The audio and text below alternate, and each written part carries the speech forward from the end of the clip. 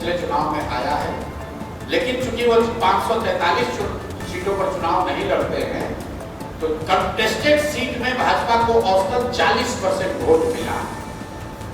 तो 80% हिंदुओं के राष्ट्र में अगर भाजपा को 40% वोट मिला है, इसका मतलब है कि आधे से ज्यादा हिंदू आज भी भाजपा को वोट नहीं दे रहा। ये हम नहीं कह रहे, ये आंकड़ा आपके सामने है, ये आंकड़ा आपके सामने है। आधे से ज्यादा हिंदू आज भी भाजपा को वोट नहीं दे रहा। अब आपको ये पहचानना है कि ये कौन हिंदू हैं जो भाजपा को वोट नहीं दे रहे। आप उसको समझ रहे हैं कि यादव है कि कुशवाहा है कि ब्राह्मण है कि दलित है।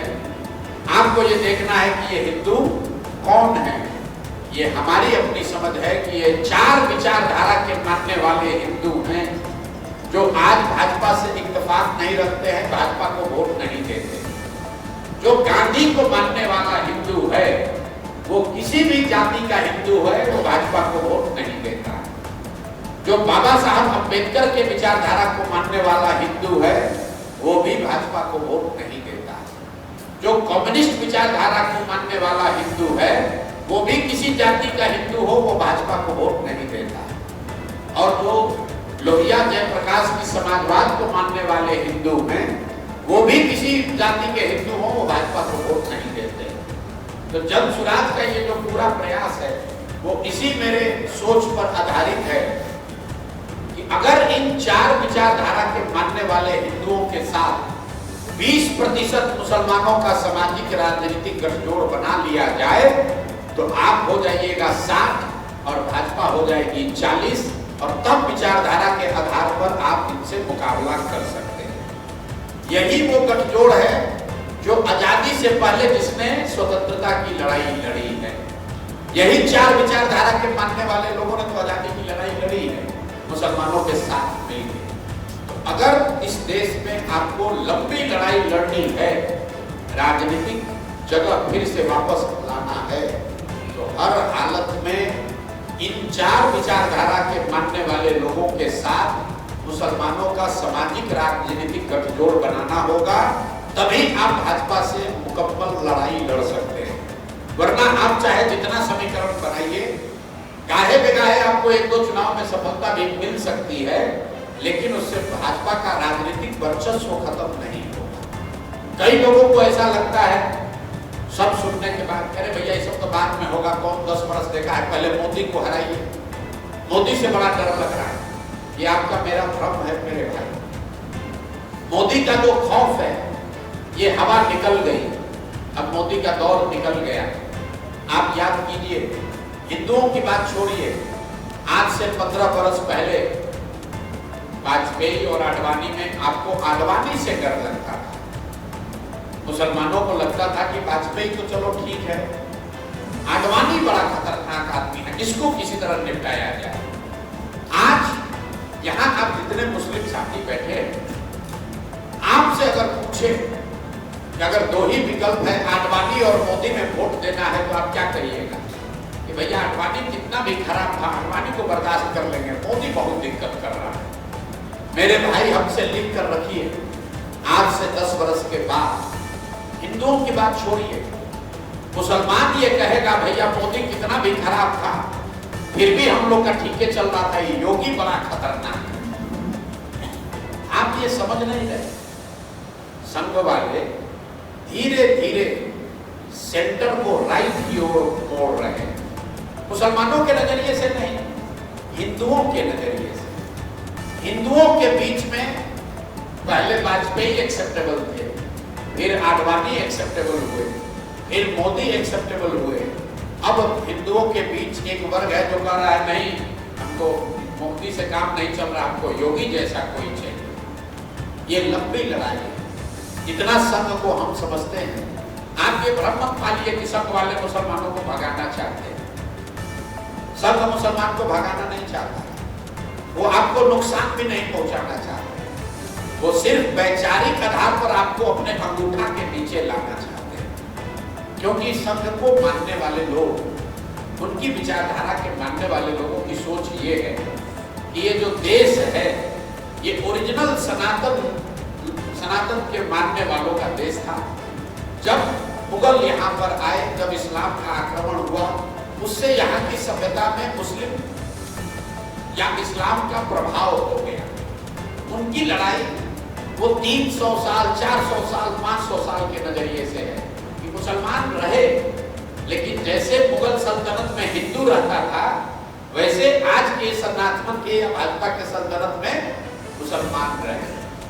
आप मुझे बताइए, गुजरात में 2002 के बाद कहां दंगा हुआ? जिस दिन मुसलमानों ने सरेंडर कर दिया राजनीतिक तौर पर, तो शांति से जी रहे, कोई दिक्कत नहीं। दिक्कत वहां है जहां आप राजनीतिक भागीदारी चाहते हैं। तो आपने, भाजपा ने आपको क्या किया? कई जगहों पर आपको डराकर राजनीतिक सरेंडर करा दिया। वही काम तो लालू यादव जैसे लोगों ने भी किया। आपको गले लगाकर यह कह दिया कि भैया तुम राजनीति मत करो, राजनीति हम करेंगे, अब तुम्हारी चिंता हम करेंगे, तुम्हारे बच्चों की चिंता हम करेंगे। आप में इतना डर बैठा दिया कि मुसलमानों को, मुसलमान खुद को मुसलमान नहीं कहता। आप लोग भी अपने आप को अल्पसंख्यक बताते हैं। आप सब पढ़े लिखे समझदार लोग हैं। आप मुसलमानों का कोई एक किताब ऐसा बता दीजिए जिसमें आपको अल्पसंख्यक बताया गया। आप तो मुसलमान हैं, आप अल्पसंख्यक कब बन गए? आपको पता ही नहीं चला। कभी आपने जैन को, बुद्ध को, बौद्ध धर्म को मानने वालों को, सिखों को अपने आप को अल्पसंख्यक कहते हुए सुना? अल्पसंख्यक मेरे भाई कोई धर्म जाति नहीं है। अल्पसंख्यक एक सोच है। इसका डेफिनेशन, परिभाषा जाकर पढ़िए। अल्पसंख्यक वो सोच है जिसमें समाज का एक वर्ग जो अपने आप को सामाजिक आर्थिक संख्या के आधार पर कमजोर पाता है, वो ये स्वीकार करता है कि बहुसंख्यक समाज के मैं पीछे चलूंगा और मेरे सुरक्षा, मेरे तरक्की की जिम्मेवारी बहुसंख्यक समाज की होगी। और ये लालू जी या इन जैसे दलों का सबसे बड़ा मुझे लगता है कि मुसलमानों का नुकसान इन्होंने ये किया, आपका आत्मविश्वास खत्म कर दिया। आप लोग रोज कहते हैं, अभी भाई साहब कहे कि 40 विधायक हम लोग लड़ाएंगे। ये कोई वाद विवाद का विषय नहीं है। मुसलमानों को आबादी के हिसाब से बिहार में 40 विधायक होना चाहिए, है 19। लेकिन मैं कहता हूं ये कोई विवाद का विषय ही नहीं। 19 इसलिए है कि आपको टिकट नहीं मिला। जहां पर मुसलमानों की आबादी है वहां पर ज्यादातर लालू जी अपने समाज के लोग लड़ाते हैं। चिंता की बात यह है कि आप में से शायद ही कोई ऐसा व्यक्ति होगा जिसने ये गणना की होगी कि आबादी के हिसाब से बिहार में 1650 मुखिया मुसलमान होना चाहिए, लेकिन पूरे बिहार में 1200 से कम मुस्लिम ही मुखिया हैं। आबादी के हिसाब से 27,500 वार्ड सदस्य मुसलमान होना चाहिए, लेकिन 11,000 से कम वार्ड सदस्य ही मुसलमान हैं। अब आप हमको बताइए कि आपको मुखिया बनने से किसने रोका है? वार्ड सदस्य आप लोग क्यों नहीं बने? उसके लिए तो टिकट नहीं चाहिए था।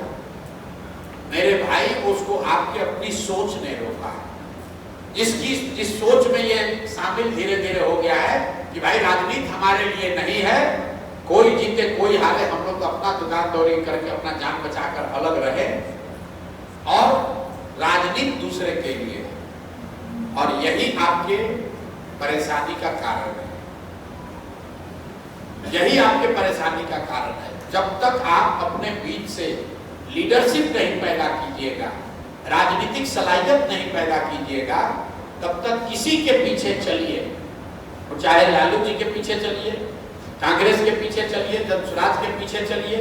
अगर आपने जद्दोजहद नहीं की है, अगर आपने प्रयास नहीं किया है, आपने कुछ योगदान नहीं किया है, तो आपको उसका फल मिलने वाला नहीं।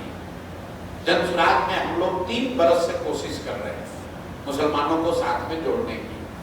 मुसलमान बात सुन भी रहे, बहुत बड़ी संख्या में मुसलमान जुड़ भी रहे, लेकिन सब होने के बाद भी मुसलमान आज भी अपने आप को पीछे ही रख के चलता है। देखते हैं क्या होता है, अगर बनेगा तो हम देख लेंगे, लास्ट में चल लेंगे।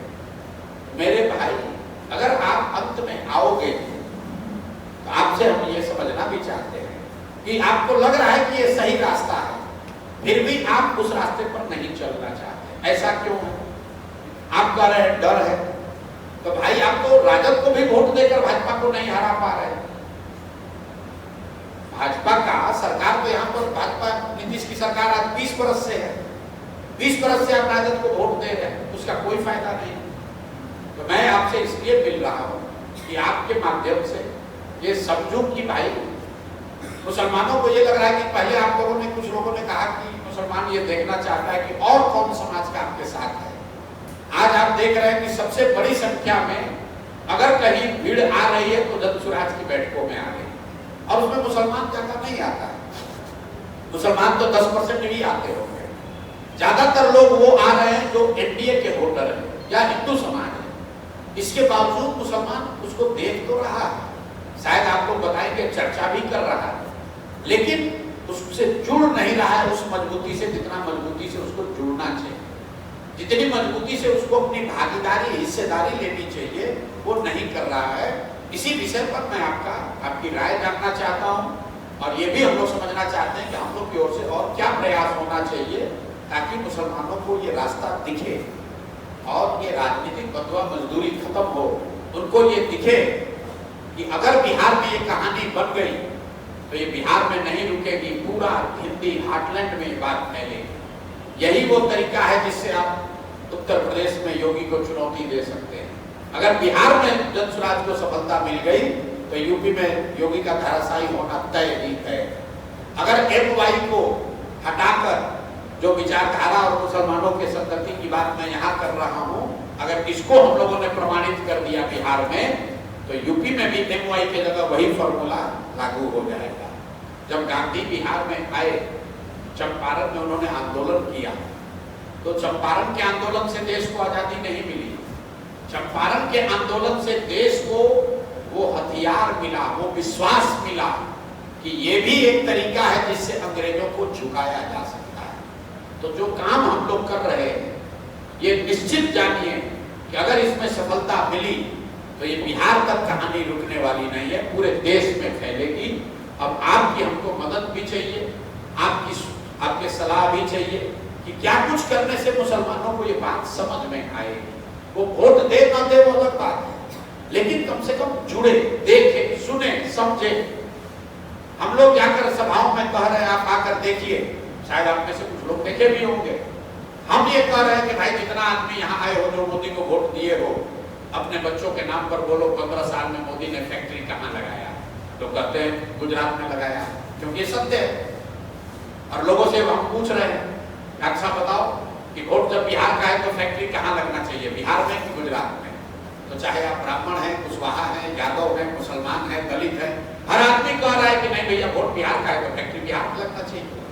और आप हर सभा में आइए, वीडियो देखिए कि 100% आदमी ये कह रहा है कि नहीं, कि हम मोदी के कहने पर वोट नहीं देंगे। और वो मुसलमान नहीं है, वो हिंदू है।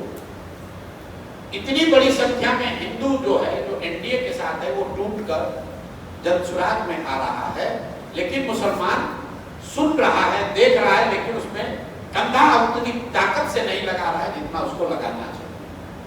जिस दिलीप जायसवाल को हमने यहाँ पर एक तरीके से मूर्छित किया हुआ है कि पटना छोड़ के भागा हुआ है, वो दिलीप जायसवाल जो भाजपा का यहाँ का अध्यक्ष है, चुनाव का समय है, भाजपा का राज्य का अध्यक्ष पटना में डर के मारे आ नहीं रहा है कि पत्रकार लोग सवाल पूछेगा। उस दिलीप जायसवाल को राबड़ी देवी अपना मुंह बोला भाई बताती हैं, और आप लोग या मुसलमान समाज राबड़ी देवी को अपना रहनुमा बता रहा है। मंगल पांडे को हम नंगा कर रहे हैं, और एक भी स्टेटमेंट अभी तक राजद ने नहीं दिया। भाजपा के जो बड़े नेता यहाँ धाराशायी है, उनको जन स्वराज ने अपने दम पर अपनी ताकत से गिराया, लेकिन फिर भी मुसलमान उसके साथ रहना चाहता है।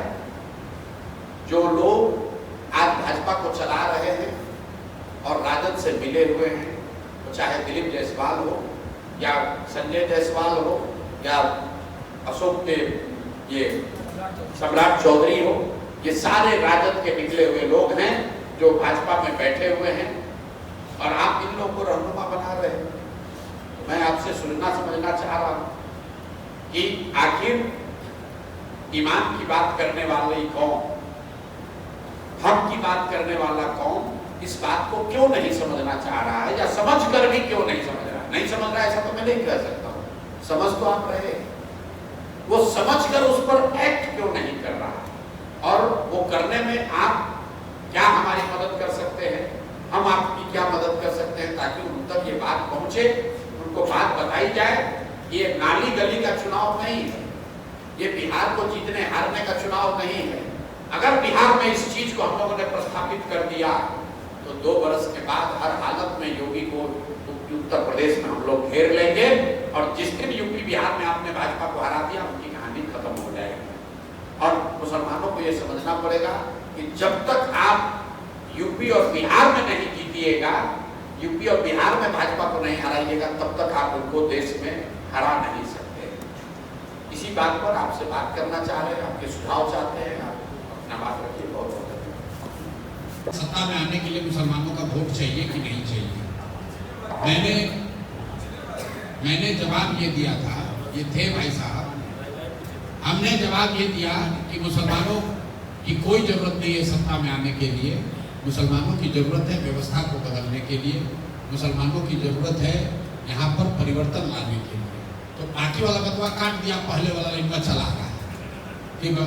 तो इसलिए मेरे भाई रिकॉर्डिंग में हमको कोई दिक्कत नहीं, कोई छुपाने वाली बात नहीं, हम सारी बात मन से कहते हैं। लेकिन डिजिटल का जमाना है, हम लालू जी के लिए कहते हैं कि लालू जी का इस बात के लिए सम्मान होना चाहिए कि उनके राज में जो सामाजिक तौर पर गरीब और पिछड़े लोग थे उनको आवाज मिला। लेकिन हम साथ में ये भी कहते हैं कि लालू जी ने जिस समाज के लोग को आवाज और सम्मान दिया उसको पढ़ाई रोजगार नहीं दिया, उसको पूंजी नहीं दी, उसको भूमि सुधार नहीं किया।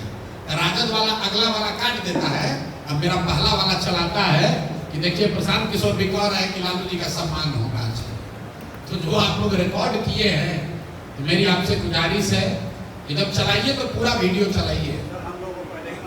ना किसी को किए हैं कोई दिक्कत नहीं, चलिए। मैं आतिकुर रहमान शाबान, समाचार संपादक उर्दू दैनिक जिंदाबाद। आपने सारी बातें कही, बहुत अच्छी बातें हैं, पहले भी आपने ये सब बातें कही थी हम लोगों के दरमियान, फिर बीच में फॉलोअप नहीं हुआ, वो पार्टी की तरफ से हो सकता है, कुछ गैप रहा हो। अभी आपने एक सवाल किया कि मुसलमान को जितनी ताकत के साथ जनसुराज से जुड़ना चाहिए वो नहीं जुड़ रहे हैं। ये बहुत सही सवाल है, लेकिन उस सवाल का जवाब भी आप ही के पास मौजूद है कि जब बड़ी तादाद में लोग जुड़ रहे थे अभी से 1 साल पहले या 6 महीना 8 महीना पहले, जिसमें कई नाम हैं जो आप भी जानते हैं हम भी जानते हैं, वो नाम और वो चेहरे अभी नज़र नहीं आ रहे। आखिर ये क्या वजह हुई? फिर ये कि जाति आधारित जो गणना हुई बिहार में, उसमें ये बात क्लियर हो गई कि 18% जो 17.7% मुस्लिम है बिहार के अंदर, उसमें 4% ही अगरा मुस्लिम है, बाकी 14% पिछड़ा मुस्लिम है, पसमानदा मुस्लिम जिसको कहते हैं। उन पसमानदा मुस्लिम की यहाँ पर आपकी पार्टी में नुमाइंदगी जो राष्ट्रीय कार्यकारिणी और राज्य कार्यकारिणी है उसमें लगभग नज़र नहीं आती, उस तनासुब में, उस प्रोपोर्शन में नज़र नहीं आती। ये सब वजह भी तो है कि क़यादत हो, मुसलमान अपनी क़यादत को जो भी सरे गले लीडर ही सही, लेकिन उनको अपना लीडर कहीं ना कहीं मानते हैं, छोटा ही सही, लेकिन वो आपके साथ नज़र नहीं आता। देखिए, दो बात आपने कहा कि पिछले कुछ महीनों में मुसलमानों की विजिबल आमद कम हुई है। कम इसलिए हुई है कि हम लोगों ने कम कर दी है। कम क्यों की है? जब मुसलमान बड़ी संख्या में जुड़ रहा था तो जो मुसलमान आ रहा है वो जुड़ तो रहा है, लेकिन वो ये कह रहा है भैया आप मुसलमान ही काहे जोड़ रहे हैं, हिंदू लोग को जोड़िए। मुसलमानों के मन में ये डर बैठाया गया, अरे भाई तो खाली मुसलमान को जोड़ रहे हैं, तो मुसलमान जुड़ता तो लेकिन वोट नहीं देगा। वो उसको मन में ऐसा लग रहा है कि मुसलमान को तोड़ रहे हैं, मुसलमान को जोड़ रहे हैं, इनके साथ हिंदू तो कोई है नहीं। तो हम लोगों ने डेलिबरेटली ये कहा कि अगर मुसलमानों को ऐसा लग रहा है कि हम ही अकेले जनसुराज में जा रहे हैं, आप किनारे रहिए, आप देखिए कि हिंदू जुड़ रहा है कि नहीं। आज स्थिति क्या है किसी भी जगह जहां बैठक हो रही है, रिकॉर्ड तोड़ जो भीड़ आ रही है वो हिंदुओं की भीड़ आ रही है। और यही बात तो हम आपको 2-2.5 साल से समझाने की कोशिश कर रहे हैं कि जो बात हम लोग जो रास्ता अपनाए हैं यही वो तरीका है जो भाजपा के वोट को तोड़ेगा। जाति के आधार पर आप नहीं तोड़ पाइएगा, विचारधारा के आधार पर तोड़िएगा, रोजी रोटी के आधार पर तोड़िएगा। हिंदू मुस्लिम करके आप हिंदू को नहीं तोड़ सकते। हम हिंदू मुस्लिम मंदिर मस्जिद की बात ही नहीं करते हैं। हम फैक्ट्री की बात कर रहे हैं, हम पलायन की बात कर रहे हैं, हम पढ़ाई की बात कर रहे हैं, हम बच्चों की बात कर रहे हैं। जब हम बच्चों की बात कर रहे हैं उसी से हिंदू उससे टूटेगा। और जब तक हिंदू वहां से टूटता नहीं है आप 30% रहिएगा, तलवार भांजिएगा, लड़िएगा, लेकिन आप जीत नहीं सकते हैं, किसी भी हालत में नहीं जीत सकते हैं। तो वो रास्ता हम लोगों ने दिखाया है। तो ये डेलिब्रेट है कि हमने मुसलमान समाज को एक संदेश देने के लिए भी कि भाई हम आपके भरोसे नहीं है। जन स्वराज व्यक्ति की बात प्रशांत किशोर की नहीं है। जन स्वराज की जो सोच है, जो प्रयास है, ये मुसलमानों के या सिर्फ हिंदुओं के भरोसे नहीं है, सबके भरोसे है। अगर हिंदू आ रहा है तो मुसलमानों ने हमसे यही तो सवाल किया था कि आपके साथ कौन है, क्योंकि आप जाति के हिसाब से समझते हैं। आपके साथ कौन है? आज जन स्वराज के साथ वो 60% हिंदू हैं जो बदलाव चाहता है। वो चाहे यादव हो, कुशवाहा हो, ब्राह्मण हो, राजपूत हो, दलित हो, किसी जाति का पूरा वोट नहीं हम लोग के पास, लेकिन हर जाति में कुछ ना कुछ लोग हैं जो जन स्वराज को चाहते हैं। तो हम लोगों ने खुदरा वोट का एक बहुत बड़ी ताकत हम लोगों ने बना ली है। उसमें अगर मुसलमान जुड़ जाता है तो एक तरफा स्थिति बदलेगी। दूसरी बात आपने कही पासमंदगी वाली, पासमंदा समाज के लोगों को यहाँ पर ये नीतीश कुमार ने शुरू किया। हम लोगों ने भी कोशिश करी कि पासमंदा समाज के लोगों को नुमाइंदगी मिली भी है, आपको दिखती नहीं है। जिले और प्रखंड के स्तर पर आज भी तो चाहे राइन हो या अंसारी हो, उतनी संख्या में लोग हैं। लेकिन मुसलमानों का एक बहुत बड़ा वर्ग है जिसने आकर हम लोग को ये कहा कि भैया ये आप अगड़ा पिछड़ा अगर कीजिएगा, मुसलमानों को और बांटिएगा तो इससे मुसलमान नाराज होता है। इसलिए उसको हम लोगों ने थोड़ा स्लो रखा है। लेकिन ये बात तो तय है कि जिसकी जितनी संख्या है उसको उतनी भागीदारी मिलेगी। वो अंसारी के लिए भी उतना ही है जितना कुशवाहा के लिए, वो यादव के लिए भी उतना ही है जितना राइन के लिए है। तो उसके लिए फिर से आपको दोबारा कुछ कहने की जरूरत नहीं है। अगर शेख की संख्या सबसे ज्यादा है, अगर शेख 4% है तो 4% उनको सीट मिलेगा। अगर अंसारी 3.5% है तो अंसारी को 3.5% मिलेगा। लेकिन अगर हम मुसलमानों में पासमंदा मुसलमानों की राजनीति और बात करने लगे तो उससे मुसलमानों की ही ये शिकायत रही है कि भैया इससे तो हम लोग और कमजोर हो जाएंगे। तो जाति की बात तो ऐसे भी हम लोग नहीं करते हैं, हिंदुओं के लिए भी नहीं करते हैं। आपने जो 2 सवाल किए उसका जवाब दे रहे हैं। और एक अंतिम बात, आपने कहा 1-2 लोग जो साथ में थे वो नहीं दिख रहे हैं। वो इसलिए नहीं दिख रहे हैं कि वो भी मुस्लिम समाज के लोग ही कह रहे हैं कि भैया यही लोग तो हम लोग को 30 वर्ष से बेच रहा था, आप भी अगर उसी को रखिएगा तो फायदा क्या है? भाई 1-2 जो मुसलमान नाम आप जिसको आप रेफर कर रहे होंगे उनके लिए तो उन्हीं के जिले के मुसलमानों ने कहा कि भैया जब इन्हीं को बैठाइएगा तो राजद को और जदयू में हम लोग का किस्मत किसने बेचा? यही लोग तो बेचे थे, तो आप काहे बैठा रहे हो? इसलिए उनको छोड़ दिया। मेरा 2 सवाल है। एक ये कि आपके ऊपर या जन स्वराज के ऊपर जो इल्जाम लग रहा है कि बीजेपी का बी टीम है, ये अभी तक खत्म नहीं हो रहा अच्छा से, इसके लिए क्या करना चाहिए? दूसरा ये कि आपने 4 विचारधारा की बात बहुत अच्छी कही, इसको जोड़ने के लिए क्या करना है? गांधीवाद और बाबा अंबेडकर, कम्युनिस्ट वाले लोगों को, लोहिया वाले लोग क्या आपके साथ जुड़ रहे हैं? और तीसरा और आखिरी सवाल ये कि अभी वोटर लिस्ट से जो नाम हटाया जा रहा है बड़ी भारी पैमाने पर, मुस्लिम तो अक्सर बड़ी बेचैन है, इसके लिए जन स्वराजी लोग नजर आ रहे हैं। वो मुसलमानों की हालात के लिए यही सोच जिम्मेवार है। आप लोग को वोट नहीं चाहिए, आपको सत्ता नहीं चाहिए, आपको ताली बजाने वाला चाहिए। आपको ये चाहिए कि कोई खड़ा होकर मोदी को गाली दे, भले चुनाव हार जाए, मोदी से समझौता कर ले, आपको वही चाहिए। आप कह रहे हैं कि मोदी प्रशांत किशोर जनसुराज भाजपा का बी टीम है, दिलीप जायसवाल को नंगा किए हम हो गए भाजपा का बी टीम, बंगाल में हम हराए भाजपा को, हम हो गए भाजपा का बी टीम। आप लोग मतलब दिमाग कहाँ रख के मुसलमान समाज काम करता है? भरसक आप लोग का ये दुर्दशा है, बोलते बड़ा बुरा लगता है आप लोग। मुसलमानों की पासमानदगी जो है वो इसी वजह से है। आपकी जो सोच है, आपने कभी जीतने के लिए कुछ कभी सोचा ही नहीं।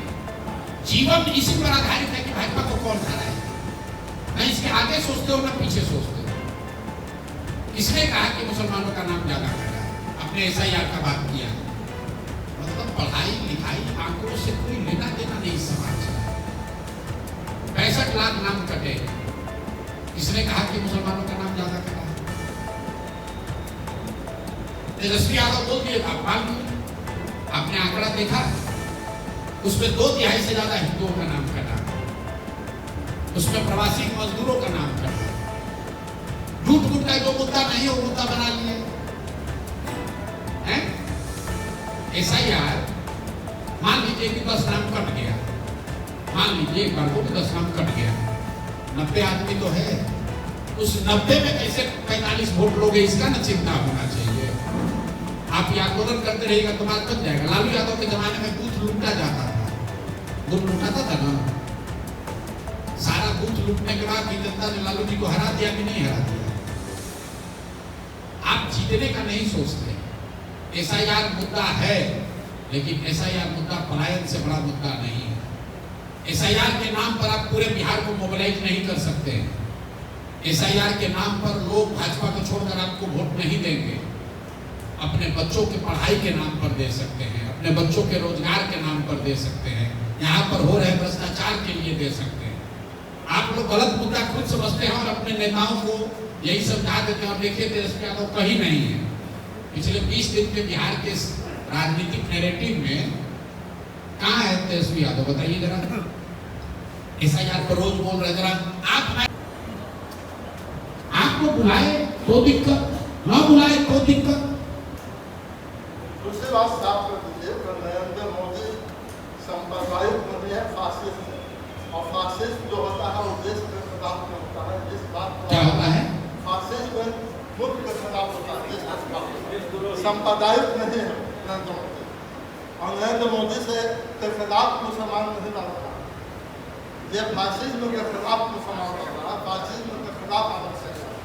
नरेंद्र मोदी फासिज्म है, फासिस्ट है, संस्थागत तरीके से तमाम चीज़ों को खत्म कर रहा है, चाहे अदालत हो, मीडिया हो या चुनाव आयोग हो, तमाम चीज़ों को संस्थागत तरीके से खत्म कर रहा है। एक फासिस्ट ही कर सकता है, उसको फासिस्ट के रूप में आप पेश नहीं कर सकते। देखिए, आपकी इन्हीं गलतियों की वजह से आप लोग कॉर्नर किए जाते हैं। लोकतंत्र है, 40% इस देश की आबादी ने उनको चुना है। वो सही है गलत है वो अलग बात है, ठीक है ना? गलत लोग एक हम जवाब दे रहे, फिर आप पूछ लीजिएगा। फासिस्ट है, आतंकवादी है, सिमरनजीत सिंह मान चुप। अरे सुनो ना यार, हमारा परीक्षा लेने काहे बैठे हो आप? हमारा परीक्षा मत लीजिए। आप पहले बात हमारी सुनिए।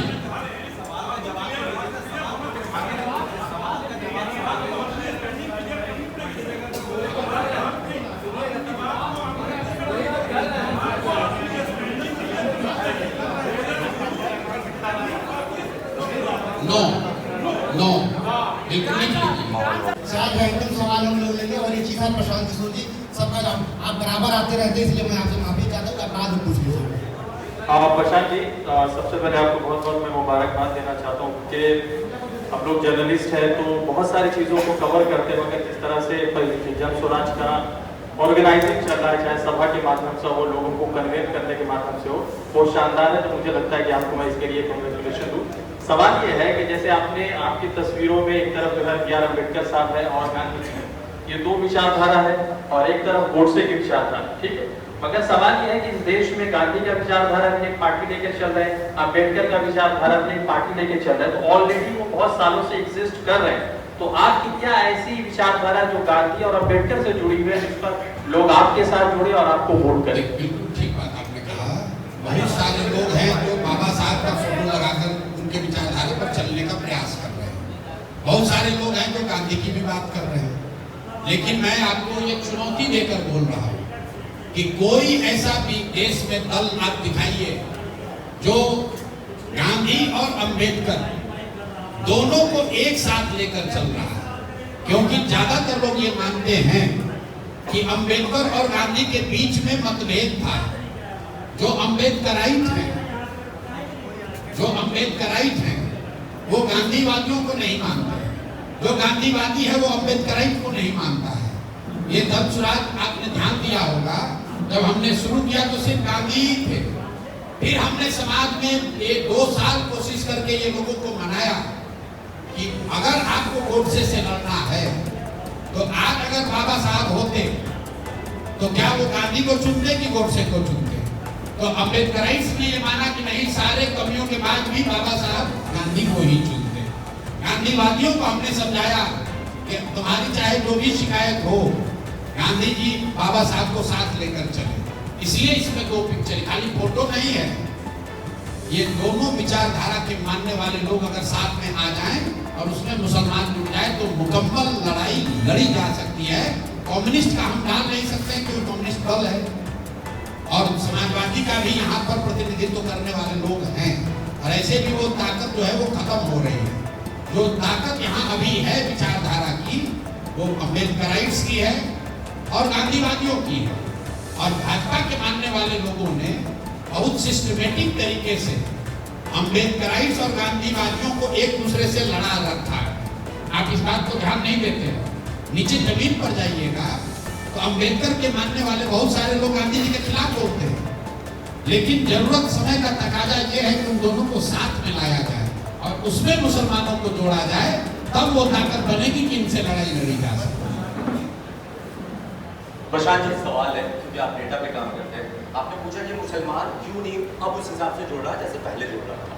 डेटा पे हम आप बात करें 4 उपचुनाव हुए, बेलागंज, इमामगंज, तिरारी, रामगढ़, ठीक है, जहाँ पे भाजपा के कैंडिडेट थे, आपके प्रत्याशी की जमानत जब्त हो गई, 5-5.5 हजार से ज्यादा वोट नहीं मिला। एनडीए के प्रत्याशी में आपने इमामगंज में 38,000 वोट लाया, तो भाजपा को तो वहाँ पे आप तोड़ ही नहीं पाए। रिजल्ट, चुनाव का रिजल्ट बताता है, तो रिजल्ट ये बता रहा था। दूसरी चीज कि अब क्यों मुसलमान जुड़े आपसे? क्योंकि अभी पत्रकार जो आपसे कनेक्ट नहीं है, उन्होंने सवाल इंटेंशनली नहीं था उनका फिंगर आपके तरफ पॉइंट करना, मैं पीछे से देख रहा था और आपने इतने तेवर में आकर उसको जवाब दिया जो गलत था, ठीक है। क्या यही दूसरे जात के पत्रकार होते हैं? मैं किसी को मेंशन नहीं कर रहा, क्या आप ये हिमाकत करते कि उसी तेवर में आके जवाब देते? आपने हमको न कभी देखा है न सुना है। आप हमारे गांव में जाकर देखिए कि हम किस तेवर में बात करते हैं। सौरभ द्विवेदी का आपने नाम सुना होगा, लल्लन टॉप के बड़े पत्रकार हैं। एक बार आए हमारा इंटरव्यू लेने, तो उन्होंने, सवाल ये नहीं है तेवर क्यों जरूरी है, सुनिए तो क्यों जरूरी है? राजनीति में आए हैं ना, कोई कॉर्पोरेट कंपनी नहीं चल रही। आप हमको देखिए, जैसे हम आपको पत्रकारिता नहीं सिखा रहे हैं, वैसे आप हमको राजनीति मत सिखाइए। आपने सवाल किया, हम सवाल का जवाब दे रहे हैं। आपने जो जायज सवाल पूछा, जो आपका शक है, पहले तो डेटा की बात किया भाई साहब ने।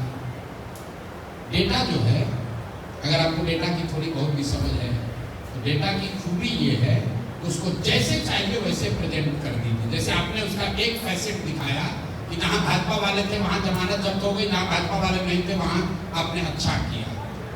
कुछ आदमी ये भी कह सकता है कि भाई चारों एनडीए का उम्मीदवार जीत गया। आप देवेश ठाकुर यहाँ पर एमएलसी थे जो एमपी बने हैं, ठीक है, वहां पर भी उपचुनाव हुआ। उपचुनाव में वहां पर निर्दलीय आदमी चुनाव जीता है। दूसरे नंबर पर जनसुराज है, तीसरे नंबर पर महागठबंधन है, चौथे नंबर पर भाजपा है, एनडीए है। तो उस हिसाब से तो डेटा, अगर आपको डेटा समझ आता है तो डेटा के हिसाब से सबसे बड़ा नुकसान किसका हुआ? भाजपा का हुआ। इस जनसुराज या तुम सुन लो, नहीं तो सुनने से पहले तुम ही बोल दो, माइक और दे देते हैं। हम सवाल नहीं कर रहे, आपका सवाल हुआ उसका जवाब दे रहे हैं। आपने डेटा की बात कही है, डेटा के आधार पर जनसुराज जब शुरू हुआ तो हमने एक एमएलसी चुनाव लड़ाया आफाक अहमद को, जिसको आप कन्वीनियंटली भूल गए हैं।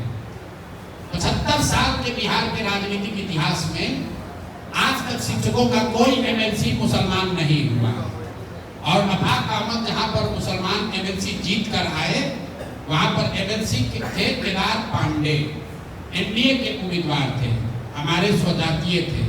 उनकी मृत्यु हुई थी, उनका लड़का चुनाव लड़ रहा था। वहां पर जब चुनाव हुआ तब नीतीश कुमार पाला पलट कर चले गए थे, तो महागठबंधन की ओर से वो लोग लड़े। चुनाव कौन जीता? आफाक अहमद। लेकिन ज्यादा जरूरी है कि समझिए कि भाजपा का वहां पर क्या हुआ। भाजपा को कुल जमा 435 वोट आया, तो आफाक अहमद को किसने वोट दिया? बेटा आपको ज्यादा समझ है। महागठबंधन को जितना वोट था केदार पांडे को उतना ही वोट आया। आफाक अहमद को पूरा एनडीए का वोट ट्रांसफर हुआ। वहां सिर्फ 800 मुस्लिम शिक्षक हैं सारण निर्वाचन क्षेत्र में। आफाक अहमद को 4400 वोट आया। एनडीए के वोटर को प्रसाद किशोर ने समझाया कि मुस्लिम साथी को वोट देकर तुम महागठबंधन को हरा सकते हो। तो डेटा जो है मेरे भाई, उसको जैसे चाहो वैसे इंटरप्रेट कर सकते हो। आपने कही हिमाकत की बात, हिमाकत जैसा मैंने ऑलरेडी आपको बताया कि आपको समझ में नहीं आ रहा है, आपकी सुरक्षा के लिए बोल रहे हैं। हमको कुछ नहीं होगा, आप बहुत कीजिएगा, एक वीडियो चला दीजिएगा, 4 आदमी व्हाट्सएप पर गाली लिख देगा, हमारा विरोध कर देगा। लेकिन जो भाई साहब बोल रहे थे और पीछे से भैया उसको रिकॉर्ड कर रहे हैं, तो आपको चला दीजिएगा, आप पर हो जाएगा केस। इसलिए कह रहे हैं कि मत कीजिए ये। आपको नहीं लगता है इतने पत्रकार को विटनेस करके उसको अभी जारी कर दीजिए, 3 दिन के अंदर आप पर केस हो जाए तो हमको कह दीजिएगा, और फिर आप हमको बताइएगा, फिर बताइएगा। रह गई बात हिमाकत की, तो हर सभा में ओपनली जाकर देख लो, सारे लाइव देख लीजिए। मैं लोगों को कहता हूँ कि सारे लोग तुम लोग झूठ बोल रहे हैं, सारे लोगों को बोलता हूँ, उसमें हिंदू मुस्लिम नहीं करते हैं, सबको बोलते हैं कि झूठ बोल रहे हो, क्योंकि यहाँ कुछ बोलते हो जाकर कुछ करते हो। तो हिमाकत हमने अपना एक तरीका बनाया हुआ है, जो मैंने आपको कहा। आपको पसंद हो सकता है, नहीं पसंद हो सकता है, आप इससे इत्तेफाक रख सकते हैं, नहीं रख सकते। हम इसी तरीके से जनसुराज को यहाँ खड़ा किए हैं, और 2.5 वर्ष में अगर आप डेटा समझते हैं तो इस देश के इतिहास में 0 से खड़ा होकर इतना बड़ा दल किसी ने 2 वर्ष में नहीं बनाया है। बिहार जैसे राज्य में तो आप सोच ही नहीं सकते। तो हमारा अपना एक तरीका है, उसके पीछे साइंस है कि जो आदमी नींद में है उसको झकझोरिएगा नहीं तो उठेगा नहीं। यहाँ पर तो लोग जगते हुए सो रहे हैं।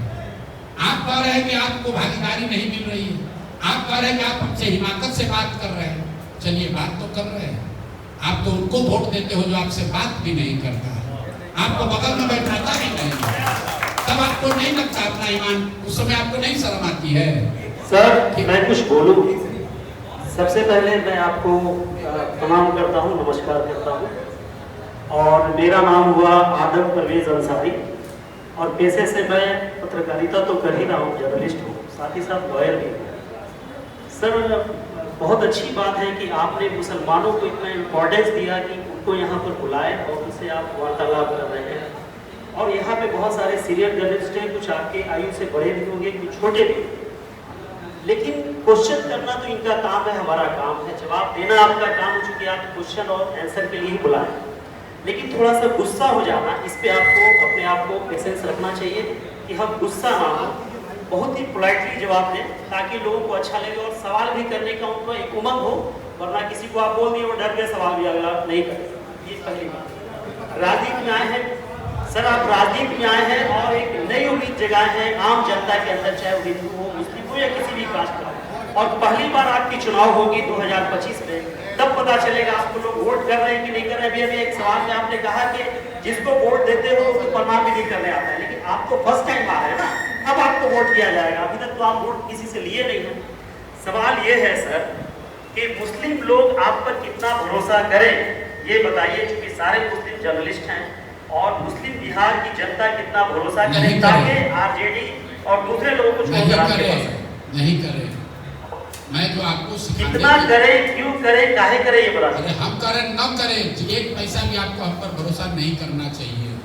हम आपको जो समझाने की कोशिश कर रहे हैं कि अगर आप समाज में इंटरमीडिएरी हैं, पत्रकार होने के नाते, समाज के चिंतक होने के नाते, विशेषज्ञ होने के नाते, तो आपको समाज को यह बताना है कि किसी को बिना समझे बुझे भरोसा मत करो।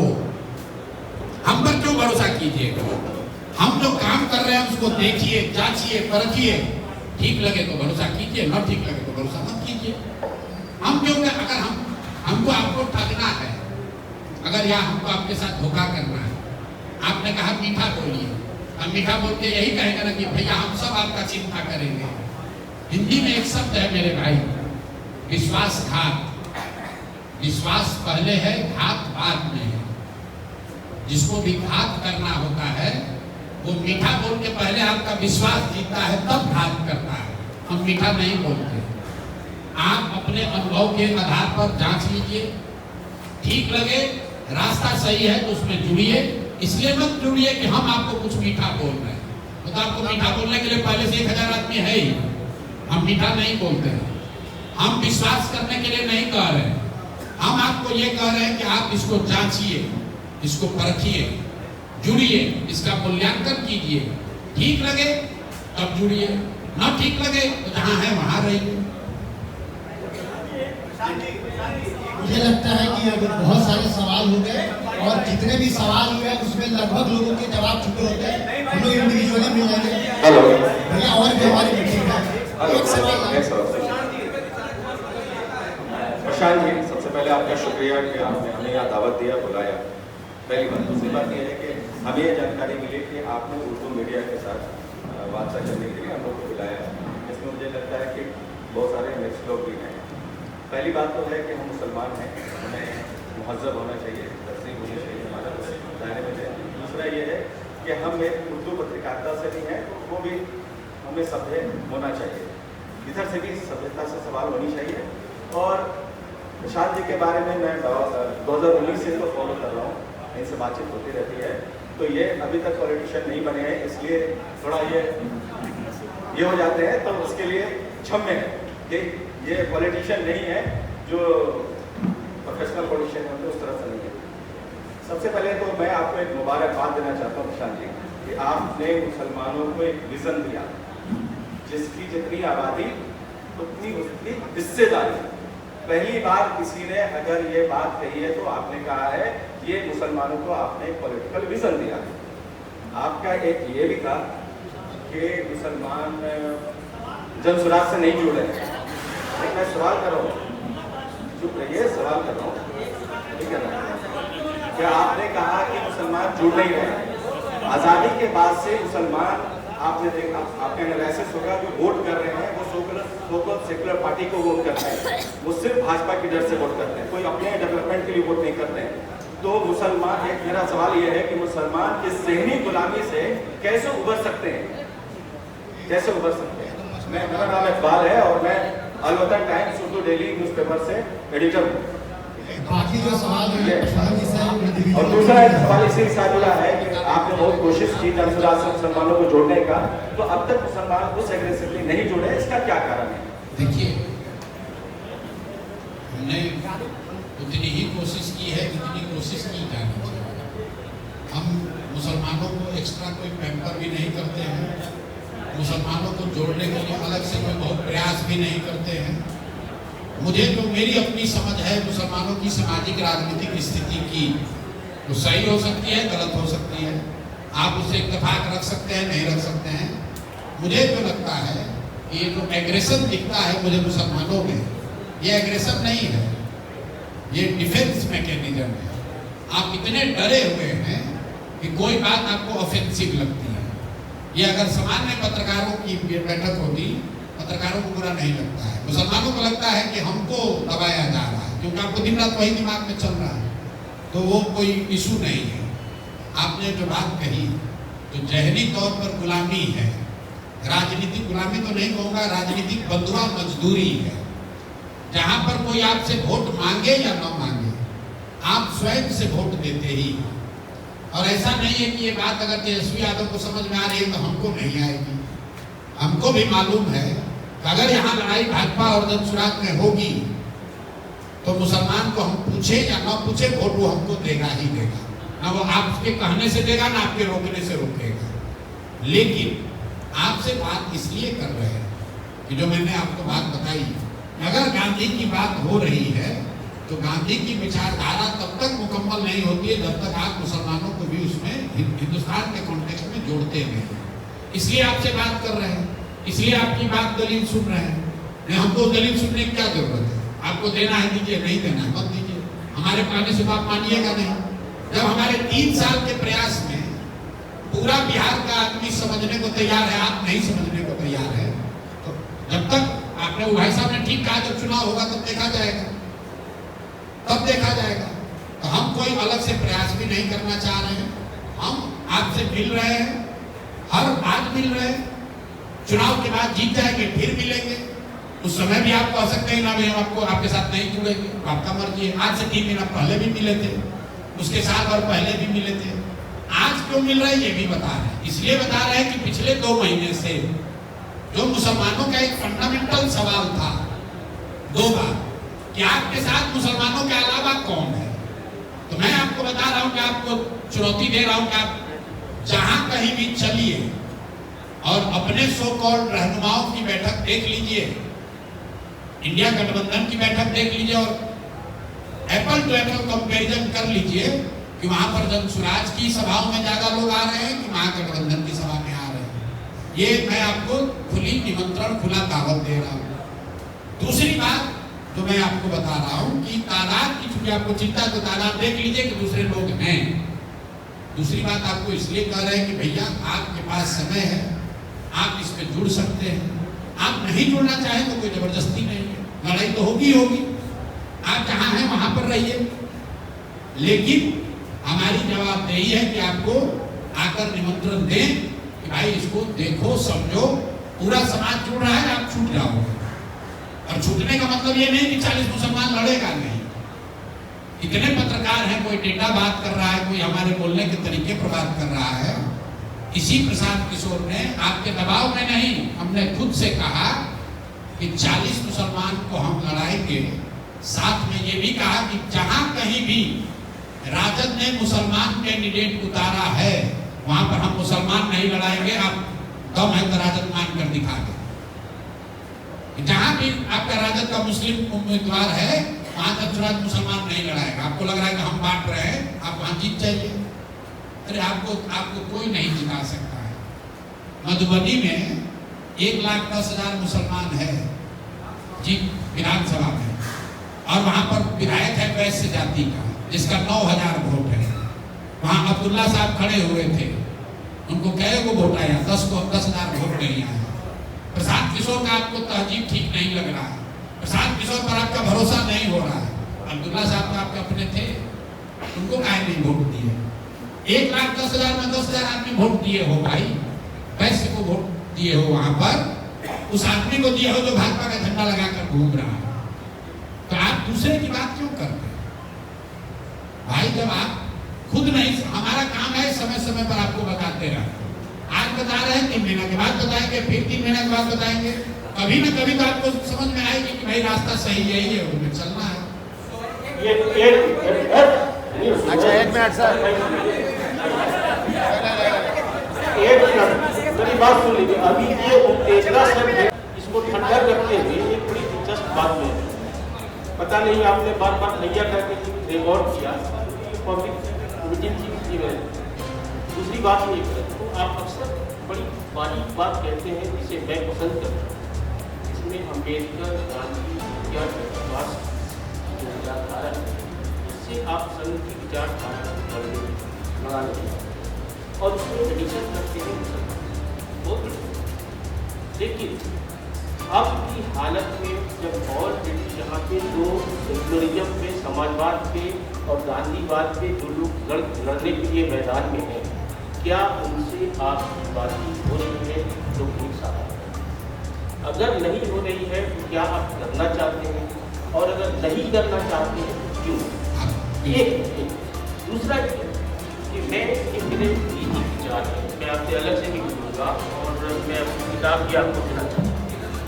आप जरा अहंकार बोध की सिद्धांत है कि मेरा सीधा सवाल थोड़ा सा बचना चाहिए। बोलिए, बोलने दीजिए ना भाई। कि अहंकार वोट एक पब्लिक फिगर को शोभा नहीं। आपने पहले कहा कि गांधी और अंबेडकर का जो लोग लेके चल रहे हैं उनके साथ क्यों नहीं। आपने हमारे ओपनिंग रिमार्क्स को सुना नहीं। जितने गांधी और अंबेडकर के सो कॉल्ड सेकुलर दल जिनको आप देखते हैं बाहर से, उन दलों के साथ मैंने काम किया, उनको चुनाव जिताने में मैंने कंधा लगाया, जिसमें लालू जी भी शामिल हैं, नीतीश कुमार भी शामिल है, ममता बनर्जी भी हैं, स्टालिन भी हैं, कांग्रेस भी है। कोई ऐसा दल नहीं है जिसके साथ हमने काम नहीं किया। उनको जिताया भी है, लेकिन जिताने के बाद परिणाम क्या हुआ? क्या ममता बनर्जी बंगाल से बाहर बीजेपी से लड़ने के लिए आपकी मदद के लिए तैयार हैं? क्या अमरिंदर सिंह कांग्रेस में रहते हुए भाजपा से समझौता उन्होंने नहीं किया? क्या नीतीश कुमार यहाँ जीतने के बाद भाजपा से जाकर नहीं मिले? क्या तेलंगाना में केसीआर में जाकर जीतने के बाद नहीं समझौता किया? तो मेरा उत्तर यह है कि मेरा 10 वर्ष का अनुभव यह है, मैं दोबारा रिपीट कर रहा हूँ कि इन दलों को अगर आप जिताते हैं, चाहे हम उनसे जुड़कर जिताइए या उनसे बिना जुड़े हुए हमने जिता कर देखा, वो जीतने के बाद अपना इंटरेस्ट देखते हैं, वो लार्जर लड़ाई के लिए तैयार नहीं है। ठीक है, कांग्रेस एक दल है जो लार्जर लड़ाई लड़ना चाहती है। तो यहाँ आने से पहले अगर आप पत्रकार हैं तो आपने ध्यान दिया होगा कि 2021 से जब मैंने बंगाल का चुनाव के बाद घोषणा की कि अब मैं ये काम छोड़, मैं ये कराऊं कि 3 से 4 सवाल और हम लोग लेंगे, उसके बाद आप सभी लोगों से प्रशांत जी की जो कुछ बातें हैं उसको करेंगे, क्योंकि सवाल अगर लेते जाएंगे तो रात 8 बजे एक सवाल बस, अंतिम सवाल और 4 सवाल हो गए किसी से भी नहीं बोलते। सर, आपके हिसाब से आपने जैसा बताया कि माइनॉरिटी, आपके हिसाब से जैसा मुझे जानकारी है, जहाँ तक हो पा रहा है आपकी बातों को सुनकर, कि minority is the optional subject for you, not a mandatory, not necessary. तो यहाँ पे जितने भी सभी ऑप्शनल ही हैं, तो हम ऑप्शनल लोगों से क्या उम्मीद करते हैं और क्या कर सकते हैं हम लोग आपके लिए, इसलिए बुलाया है आपने। जो शब्द प्रयोग कर रहे हैं आप मेरे लिए ऑप्शनल नहीं है। जो व्यक्ति जब गांधी की आप बात करते हैं तो कोई भी आदमी, मुसलमान हो, क्रिश्चियन हो, सिख हो, वो गांधी के विचारधारा में ऑप्शनल सब्जेक्ट नहीं है। लेकिन आप मेरे लिए वोट भी नहीं, वोट का स्रोत नहीं। आप मेरे लिए सिर्फ वोट का स्रोत नहीं है कि किसी तरह मुसलमानों का वोट ले लो। हम आपको इसलिए नहीं बुलाए हैं कि आप हमारी मदद कीजिए कि मुसलमान जनसुराज को वोट दें। हम आपको इसलिए बुलाए हैं कि हम आपसे सलाह चाहते हैं, आपकी मदद चाहते हैं कि आप अपने समाज में ये सलाहियत पैदा करने में मदद कीजिए कि उसको सही गलत पहचान करने की समझ पैदा। वो एक दिन में न हो कोई बात नहीं। मुसलमान अभी 10% माने, 80% माने, लेकिन हमारी लड़ाई 2 महीने की नहीं है। हम इतने बेवकूफ थोड़े हैं, हम जान रहे हैं कि आपके कहने से, हमारे कहने से 1 महीना में मुसलमान पलट जाएगा। आप लोग सब राजनीति को समझने वाले लोग हैं। अगर कल जनसुराज जीतता हुआ दिखेगा तो आप लिखिए या न लिखिए, हम बोले या न बोले, मुसलमान अपने आप वोट देगा जनसुराज, जैसे आप राजद को देते हो। हमारी इसमें कोई दिलचस्पी नहीं है। हमारी दिलचस्पी ये है कि कम से कम आप में से कुछ व्यक्ति इस बात के लिए तैयार हो कि समाज में ये सलाहियत पैदा की जाए, उनको सही गलत जांचने पहचानने का परख उनमें कैसे आए, उनकी कोई सही प्रयास हो रहा है तो उस प्रयास में आपको जुड़ना चाहिए। वोट जाकर भले राजद को देना है, दे देना, लेकिन उस प्रयास में कंधा लगाओ, उसमें जुड़ो, उसको समझो, राजनीति में भागीदार बनो। राजनीति सिर्फ चुनाव नहीं है।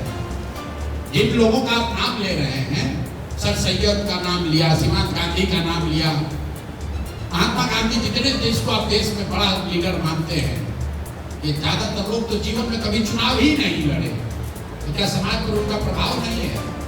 क्या समाज को उन्होंने दिशा और धारा नहीं दी? मेरे भाई, यही बात आपको समझाने की कोशिश कर रहे हैं कि आपकी जिम्मेवारी खाली वोट लिखना नहीं है कि कौन जीत रहा है, किसको वोट दे दो। ये फतवा और वोट और आर्टिकल की राजनीति से ऊपर उठिए और समाज को बताइए, तैयार कीजिए कि तुम्हारा भला तब होगा जब तुमको सही गलत की पहचान करने की सलाहियत तुम्हारे में होगी। अगर जनसुराज गलत है तो किन मुद्दों पर गलत है ये बताओ, अगर राजद सही है तो किन मुद्दों पर है ये बताओ। इस मुद्दे पर फैसला मत करो कि भाजपा को कौन हरा रहा है। हम रोज कह रहे हैं कि आपको बताया गया है कि हक और बातिल में आपको हक के साथ खड़ा होना है और आपको तादाद के सिवा कुछ दिखता नहीं है। आपको तादाद के सिवा कुछ दिखता ही नहीं है। अगर तादाद की ही बात होती तो इस्लाम तो शुरू ही नहीं होता भाई। तादाद तो आपके खिलाफ थी, इस्लाम तो दो लोगों ने शुरू किया और आप क्या कर रहे हो? आपको तो तादाद चाहिए, आपको हक की बात नहीं चाहिए, आपको तादाद चाहिए। किधर भीड़ जाता है? आप ये नहीं कह रहे कौन सही, आप ये कह रहे कौन भाजपा को हराएगा। ये बात आपको बताने की कोशिश कर रहे हैं।